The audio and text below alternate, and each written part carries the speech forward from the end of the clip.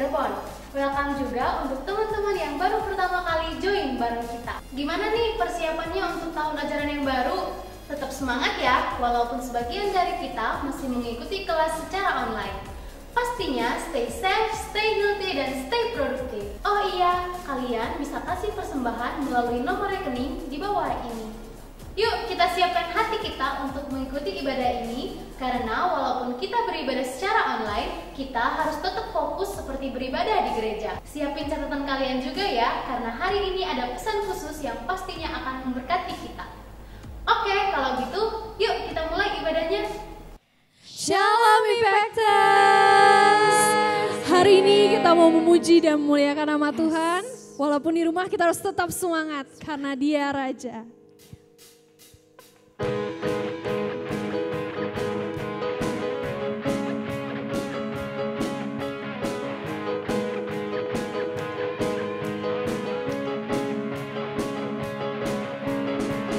Bersyukurlah kepadanya, bawalah pujian baginya, karena Dia Raja, oh Dia yang perkasa. Tuhanlah kekuatanku, mazmur dan keselamatanku, Dia penolongku, yang beri hidupku. Kau yang berjaya, seluruh semesta sujud menyembah. Agunglah kebangkitanmu, mukjizat telah terjadi. Jujur kasih anugerahmu, kekal teguh dan mulia. Masyurlah perbuatanmu, Kau penyelamat hidupku. Kasih-Mu tiada tara, bertahta Kau Tuhan Rajaku.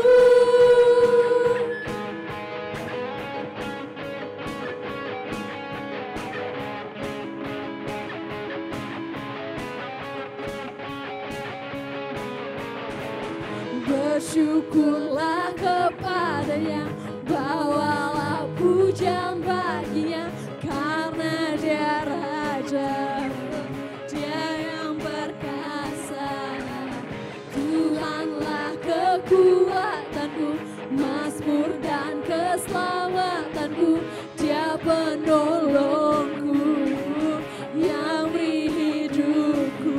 Kau yang percaya, seluruh semesta sujud menyembah. Agunglah kebangkitanmu, mukjizat telah terjadi.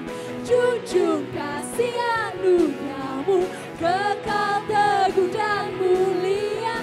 Masyurlah perbuatanmu, Kau penyelamat hidupku. Kasih-Mu tiada tara, bertahta Kau Tuhan Raja. Agunglah kebangkitanmu, mukjizat telah terjadi. Jujur kasih anugerahmu, kekal teguh dan mulia. Masyurlah perbuatanmu, Kau penyelamat hidupku. Kasih-Mu tiada tara, bertahta Kau Tuhan Rajaku.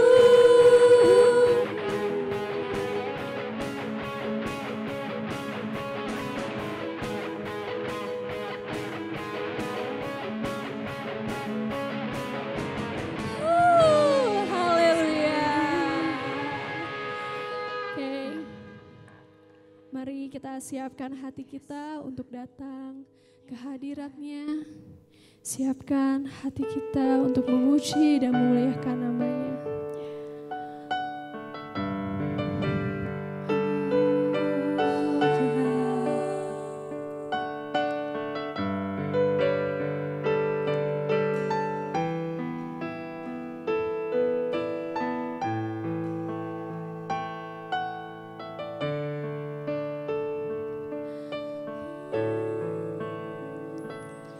Yesus, Kau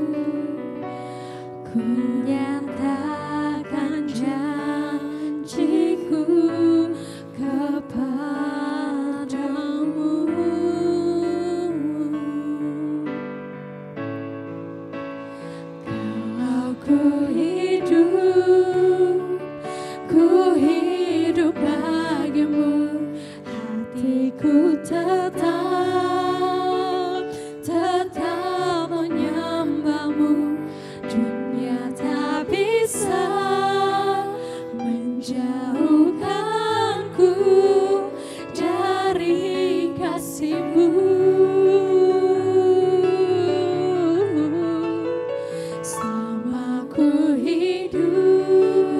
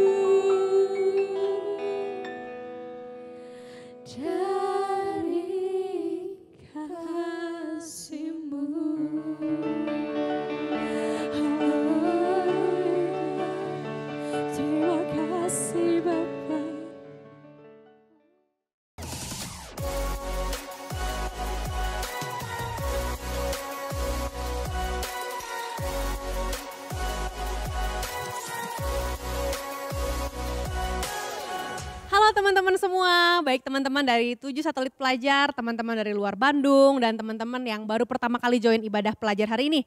Welcome guys, gimana kabar teman-teman di minggu ini? Liburan di rumah aja atau bersyukur karena bisa jalan-jalan sedikit buat short escape dari rutinitas yang mulai kerasa ngebosenin?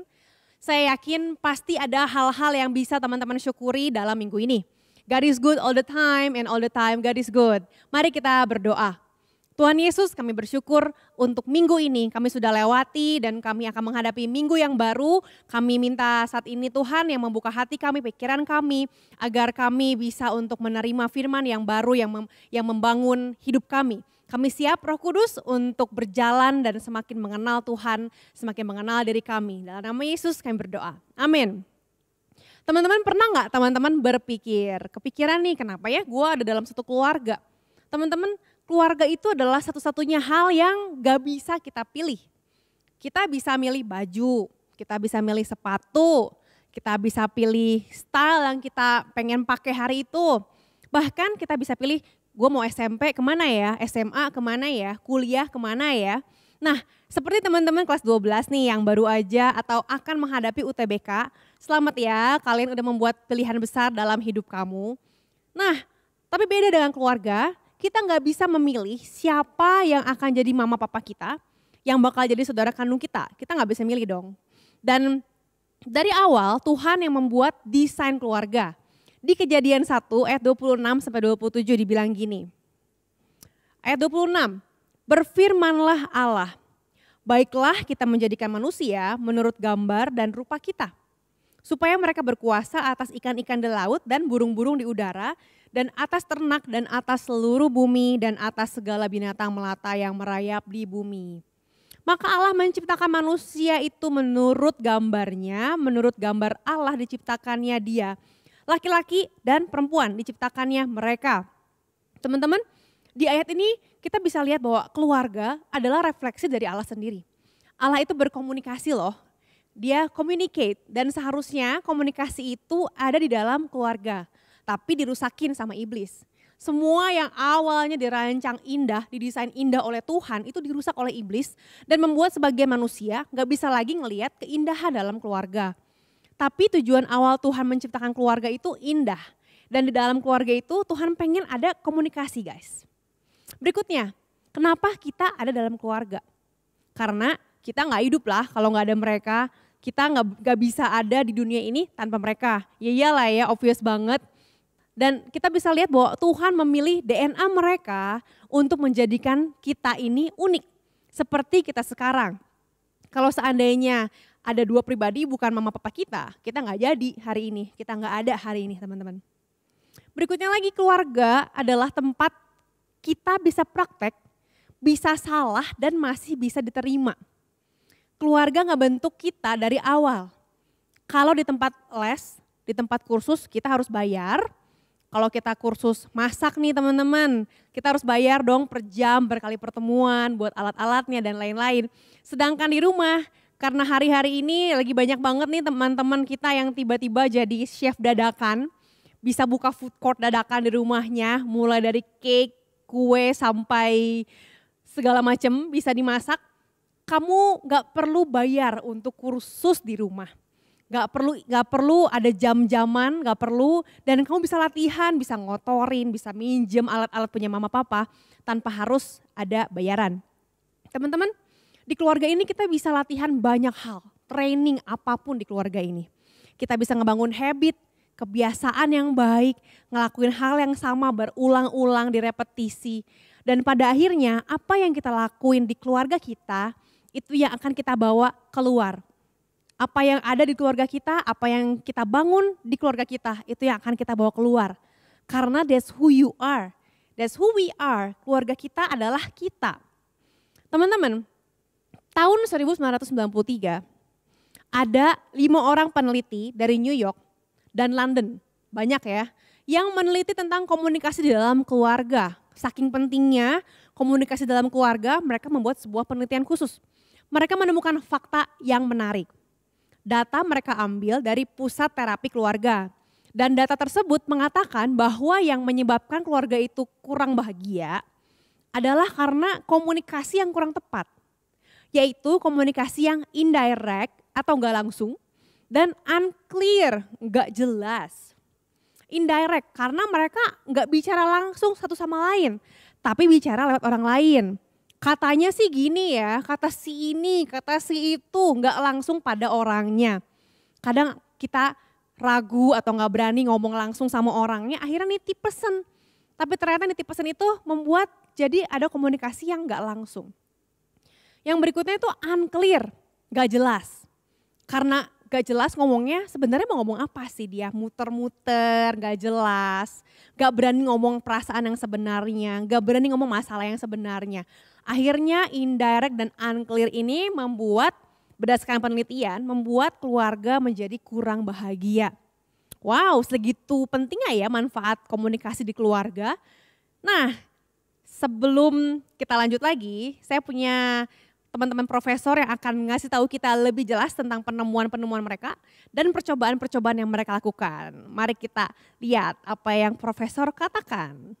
Balik lagi masih bersama saya Profesor Chong Yun Fat Dan saya Profesor Ceku Wawai. di segmen Sapa. Sekarang aku paham.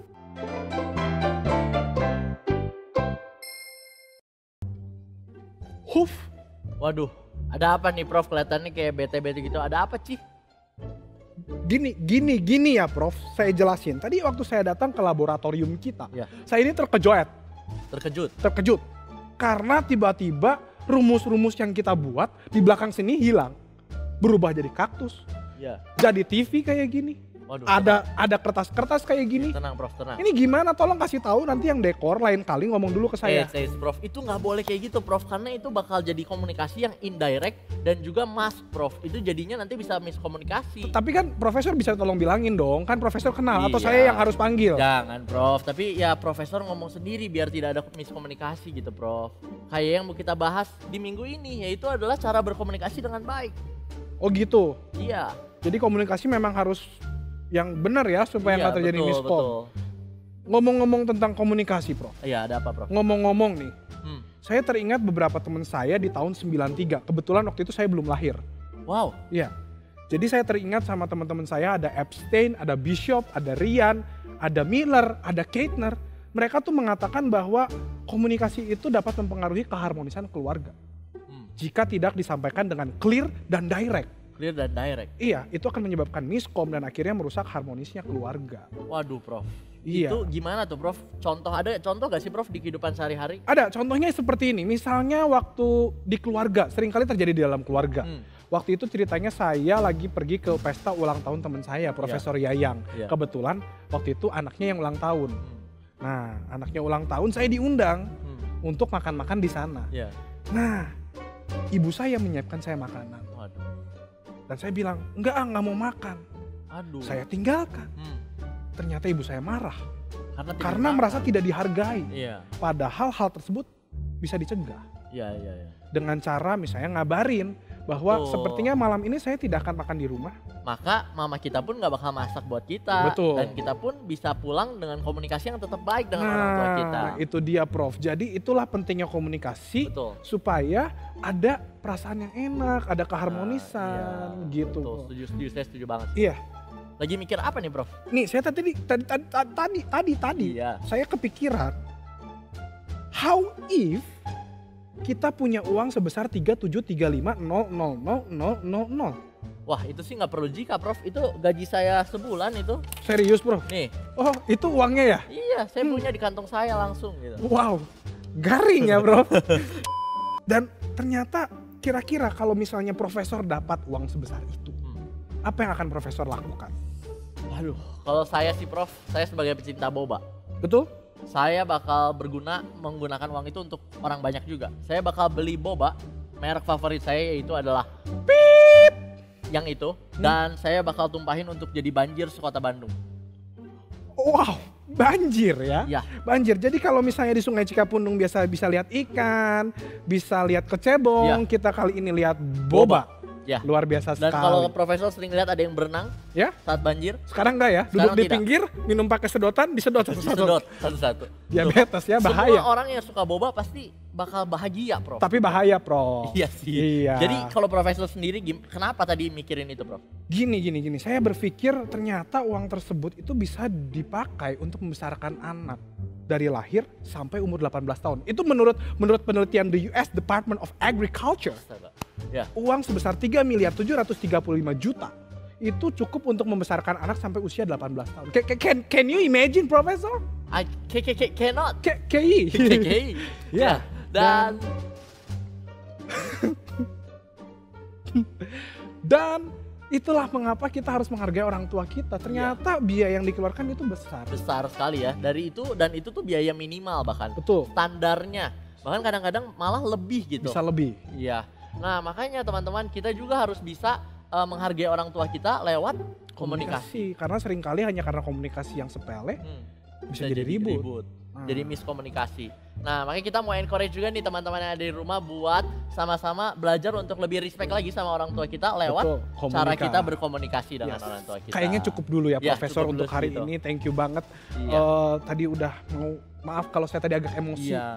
Tapi tetap saya akan Bilang ke orang dekor. bilang ya. ke orang dekor. Oke, kalau gitu sekian dulu. Sampai jumpa lagi di segmen Sapa. Sekarang aku paham.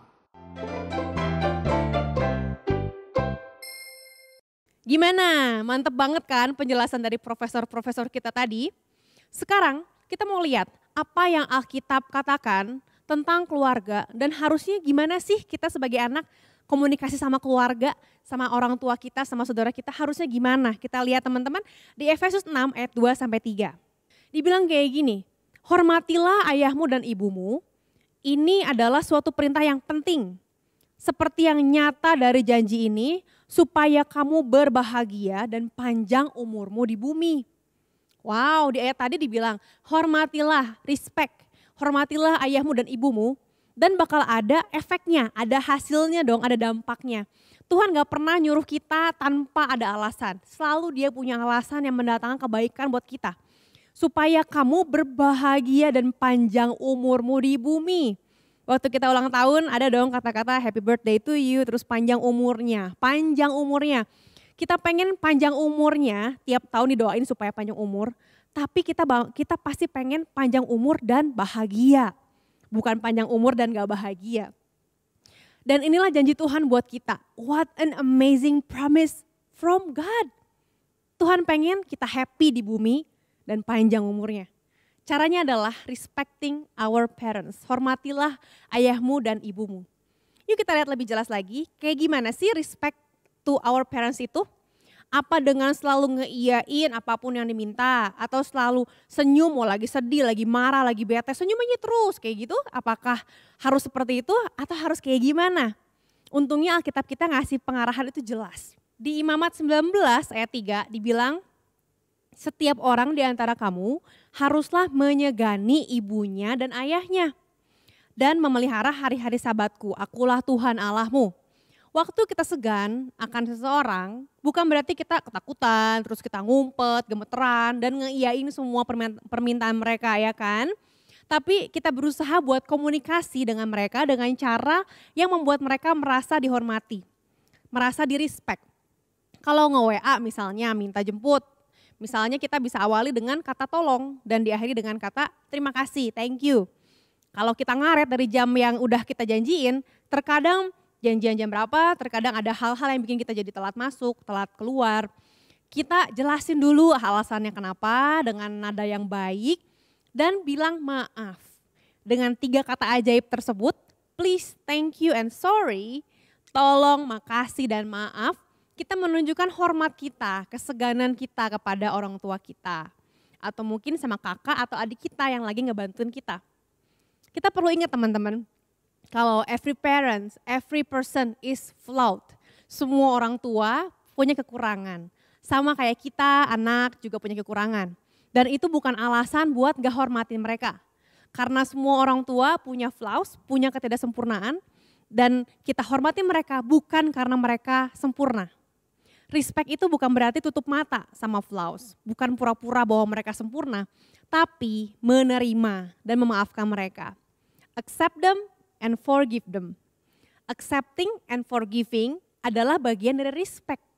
Kalau kita bilang kita nggak pilih mereka buat jadi ortu kita, sama. Mereka juga nggak punya pilihan, waktu kita lahir, mereka harus menerima bahwa kita adalah anak mereka. Dan mereka akan mengasihi kita, menerima kita apa adanya, mereka berusaha yang terbaik buat jadi orang tua bagi kita. Nah yang kedua adalah mendengarkan mereka, listen. Amsal 13 ayat 1 bilang gini, anak yang bijak ya, mendengarkan didikan ayahnya, tetapi seorang pencemooh tidak mendengarkan hardikan. Kita bisa belajar buat mendengarkan orang tua kita waktu mereka lagi bicara sama kita. Caranya gimana? Caranya adalah jadilah seorang active listener. Active listener ini kalau kita kuasai skillnya, ini bisa berguna di mana aja, kapan aja. Seorang active listener, pendengar yang aktif, kalau dia ngerti, dia akan misalnya ngangguk-ngangguk, oh ya benar. Dia akan menunjukkan sesuatu bahwa oh ya, saya ngerti. Dan mencoba buat mengulang omongan lawan bicaranya, misalnya. Oh jadi mama pengen kita makan bareng tiap malam supaya bisa ngobrol-ngobrol tentang daily activity kita sekeluarga. Kita jadi tahu bahwa ternyata itu bukan cuma sekedar kewajiban atau harus.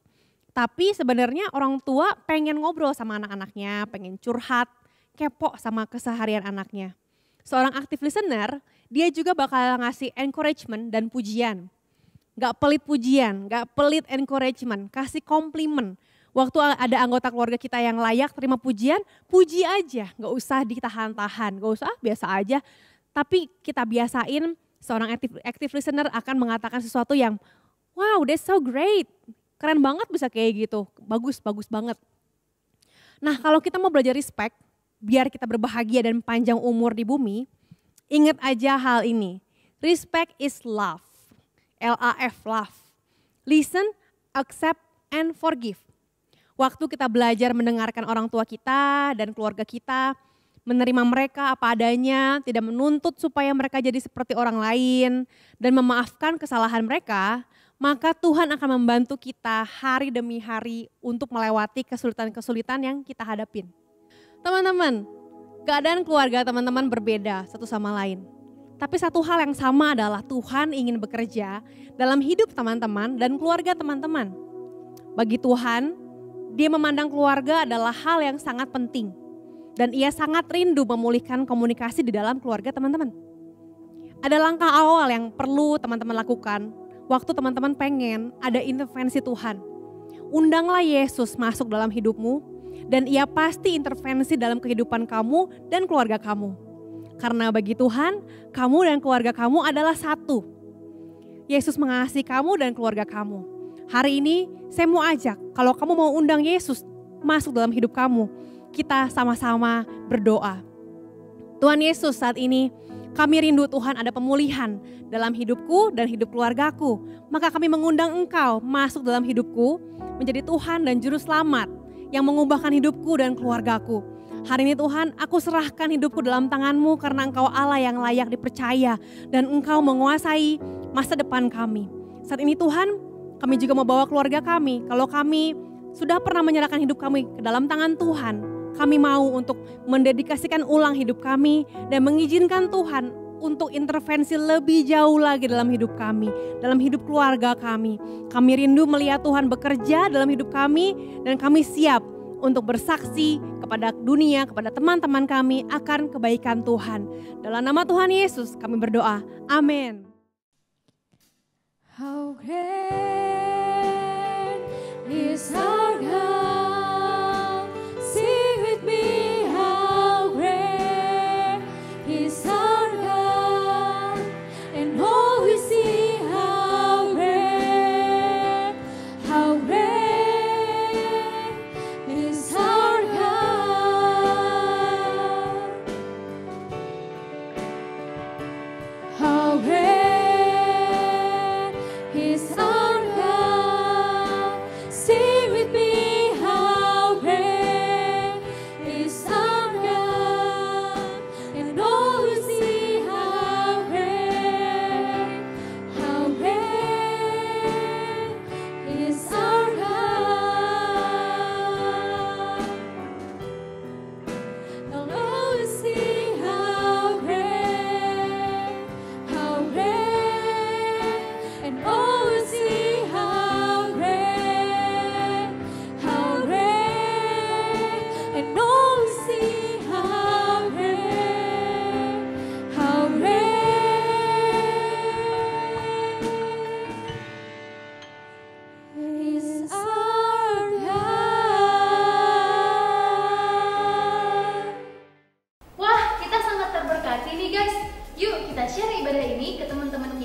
supaya mereka juga diberkati. So, sekian untuk hari ini